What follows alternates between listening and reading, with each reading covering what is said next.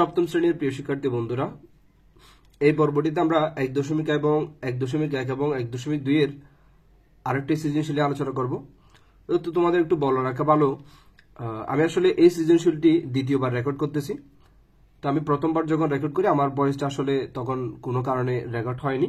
তো আমি প্রথমবার যেহেতু ভিডিওটা বানিয়ে ফেলছিলাম সেক্ষেত্রে আমার সলিউশনটা আসলে করা আছে। তো আমি ওই সলিউশনটা তোমাদের একটু বুঝিয়ে দিব আর কি। দেখো, এই সৃজনশীলটা আমাদের বলা আছে এরকম: সংখ্যা দুটি লক্ষ্য করো, 83 সমস্ত 81 ভাগের 1 এবং 8 সমস্ত 18 ভাগের 17। এই দুটো আসলে বর্ণাংশ বলা যেত, তারা সংখ্যা বলছে, যা হোক। তো বলেছে এই দুটি বর্ণাংশ। দেখো, প্রথম ক নাম্বার প্রশ্নটি হচ্ছে পূর্ণবর্গ বর্ণাংশ কি। দ্বিতীয় নাম্বার প্রশ্নটি হচ্ছে আমাদের প্রথম সংখ্যার বর্গমূল নির্ণয় করো। এই প্রথম সংখ্যার বর্গমূল। দেখাও যে দ্বিতীয় সংখ্যাটির বর্গমূল, এই দ্বিতীয় সংখ্যাটির বর্গমূল 2.91, অর্থাৎ আমাদের দশমিকে নিয়ে আসতে হবে। সেক্ষেত্রে আমি প্রথম এই ক নাম্বার অঙ্কটি তোমাদের দেখাচ্ছি সমাধানটি। পূর্ণবর্গ বর্ণাংশ কি?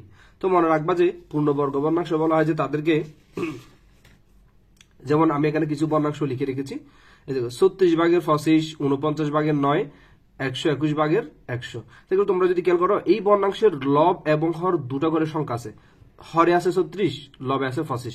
এই 25 একটা পূর্ণবর্গ সংখ্যা, 36 এটা একটা কি পূর্ণবর্গ সংখ্যা। 25 এর বর্গমূল হচ্ছে 5, 36 এর বর্গমূল হচ্ছে 6। তেমনি ভাবে 49 ভাগের 9, এটাকেও আমরা একটা পূর্ণবর্গ বর্ণাংশ বলতে পারি। কি বলতে পারি? পূর্ণবর্গ বর্ণাংশ। কারণ কি, এই যে লবে যে 9 সংখ্যাটা আছে এটি একটি বর্গ সংখ্যা, হরে যে 49 সংখ্যাটা আছে এটিও একটি বর্গ সংখ্যা। তাহলে তোমরা খেয়াল করবা, এই যে ধরনের এই সমস্ত বর্ণাংশগুলিকে আমরা মূলত কি বলবো? পূর্ণবর্গ বর্ণাংশ বলবো, যাদের লব এবং হরে কি আছে? বর্গ সংখ্যা আছে। সেহেতু আমি এখানে লিখলাম। আসলে দেখো, পূর্ণবর্গ বর্ণাংশ বলতে বুঝাই কোন বর্ণাংশকে লঘিষ্ঠ আকারে পরিণত করলে যদি এর লব ও হর পূর্ণবর্গ সংখ্যা হয় তবে ওই বর্ণাংশকে পূর্ণবর্গ বর্ণাংশ বলে। যেমন 36 ভাগের 25, 49 ভাগের 9, 144 ভাগের 121, এই সমস্ত বর্ণাংশকে আমরা কি বলবো? পূর্ণবর্গ বর্ণাংশ বলবো, কারণ তাদের লব এবং হরে কি আছে? পূর্ণবর্গ সংখ্যা আছে। তাহলে এবার আমরা দ্বিতীয় প্রশ্ন যাই। দ্বিতীয় যে প্রশ্নটি আমাদের আছে, প্রথম সংখ্যার বর্গমূল নির্ণয় করা। তাহলে প্রথম সংখ্যাটি আমাদের ছিল যে কত? 83 সমস্ত 81 ভাগের 1। এই সংখ্যাটি আমাদের কি করা লাগবে? বর্গমূল নির্ণয় করা লাগবে। তাহলে দেখো, প্রথম সংখ্যার বর্গমূল আমি কিভাবে দেখাচ্ছি। দেওয়া আছে প্রথম সংখ্যাটা হচ্ছে 83 সমস্ত 81 ভাগের 1। তো আমি প্রথমত এই প্রথম সংখ্যাটাকে একটু কি করলাম? সমস্ত ভেঙে ফেললাম। সেক্ষেত্রে আমাদের সমস্ত থেকে অপকৃত নিয়ে আসার সিস্টেমটা হচ্ছে এরকম, এই যে 83 কে হর দ্বারা গুণ করতে হবে এবং এই যে লব দ্বারা যোগ করতে হবে। সেজন্য আমরা লিখলাম 83 গুণন 81, 83 গুণন 81 যোগ 1, আর নিচে হর ঠিক থাকবে।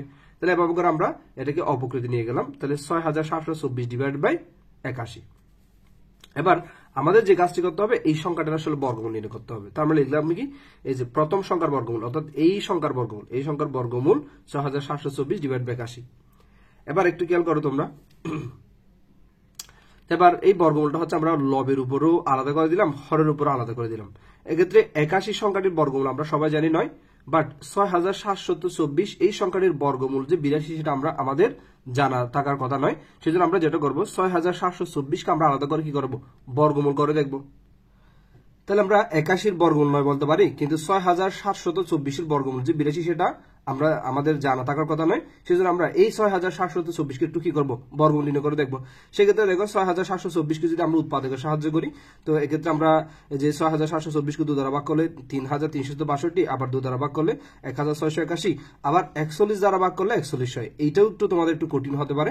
তো সেক্ষেত্রে আমরা এই যে অর্থাৎ 2 2 এই এক জোড়া মিলে একটা 2 নিতাম, আবার 41 এই এক জোড়া মিলে একটা 41 নিতাম, অর্থাৎ প্রতি এক জোড়া থেকে একটি করে সংখ্যার গুণফল নিয়ে আমরা বর্গমূল বানাতাম, যেটা উৎপাদকের সাহায্যে।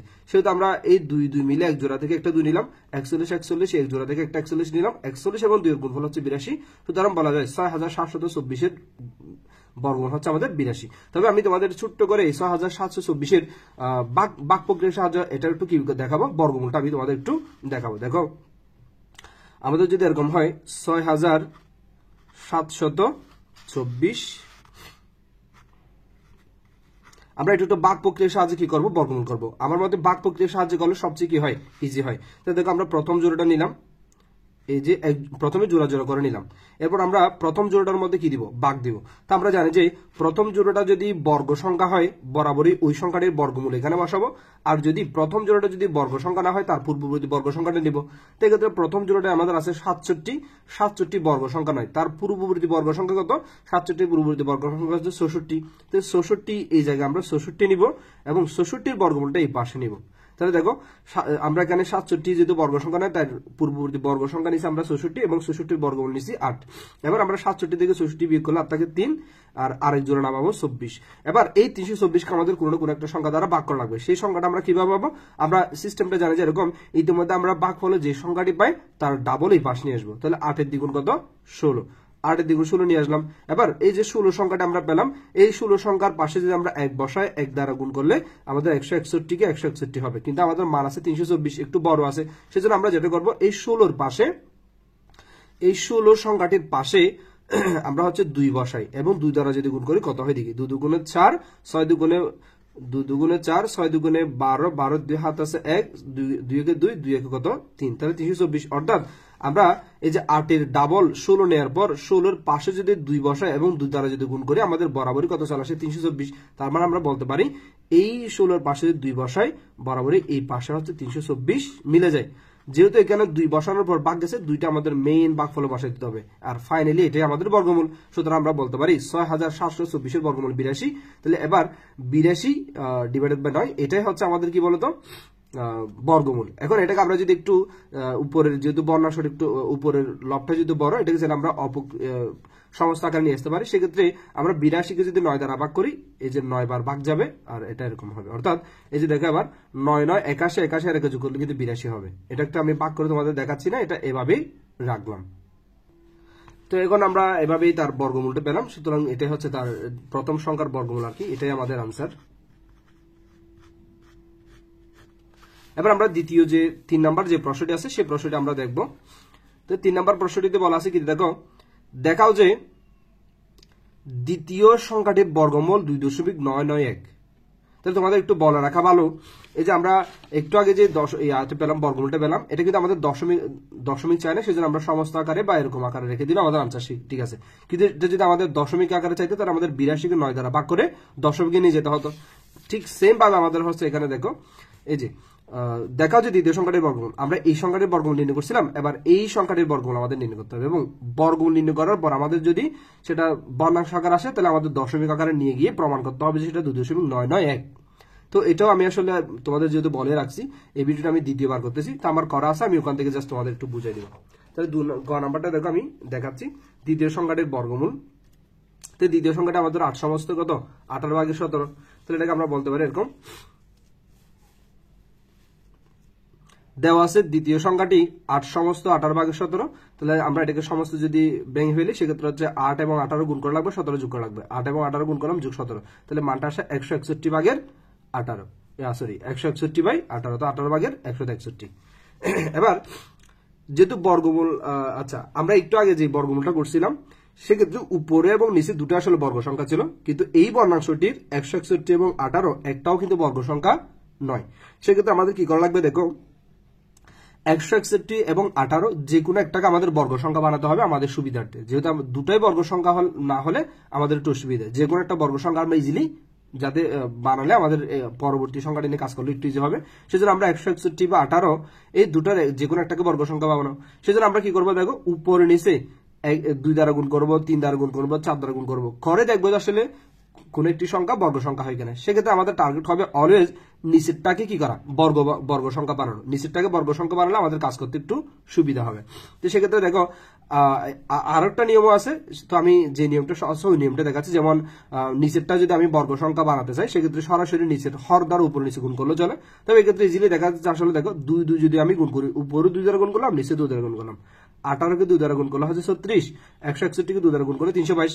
এবার দেখো এই যে নিচের যে 36 সংখ্যাটা আসছে আমার, এই 36 কিন্তু একটা বর্গ সংখ্যা, তাহলে এই জন্য আমরা আসলে কি করবো, উপর নিচে 2 দ্বারা গুণ করবো। যদি দেখি যে 2 দ্বারা গুণ করলে নিচের সংখ্যাটি বর্গ সংখ্যা আসতেছে না, তাহলে 3 দ্বারা গুণ করে দেখবো, 4 দ্বারা গুণ করে দেখবো। যদি এভাবে মিলতে না পারি সরাসরি যে সংখ্যাটা আছে ওই সংখ্যাটা দিয়ে গুণ করে দেখবো। তবে আমাদের যাতে একটু সহজ হয় সেই জন্য আমরা আসলে ছোট সংখ্যা দিয়ে গুণ করে আগে ট্রাই করবো। তাহলে এবার 36-এর বর্গমূল, এই বর্গমূল চিহ্নটা আলাদা আলাদা করে দিলাম। এবার 36-এর বর্গমূল আমরা বলতে পারি 6, দেন আর বাকি আছে √322। 322 সংখ্যাটি যদি আমাদের বর্গমূল হতো তাহলে বর্গ সংখ্যা হতো, আমরা বরাবরই বর্গ সংখ্যাটা পাইতাম, বাট 322 সংখ্যাটি বর্গমূল নয়। সেজন্য আমাদের কি করতে হবে, এই 322 সংখ্যাটির ভাগ প্রক্রিয়ার সাহায্যে বর্গমূল নির্ণয় করা লাগবে। যেহেতু আমাদের দশমিক চেয়েছে আর এটা বর্গ সংখ্যা নয়, সেজন্য আমরা এটা সরাসরি হচ্ছে ভাগ প্রক্রিয়ার সাহায্যে বর্গমূল করব। করার পর যে সংখ্যাটি পাবো সেটাকে 6 দ্বারা ভাগ করবো। তাহলে দেখো এরপর আমি কি কাজ করলাম,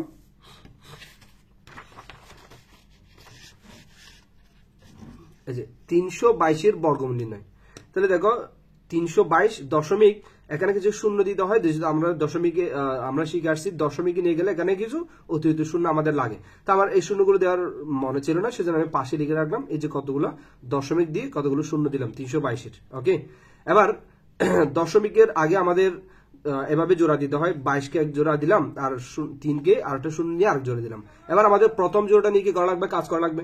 তো প্রথম জোড়াটার মধ্যে আমাদের আছে 3 একটি বর্গ সংখ্যা নয়, তাহলে তার পূর্ববর্তী বর্গ সংখ্যাটা আমাদের নেওয়া লাগবে।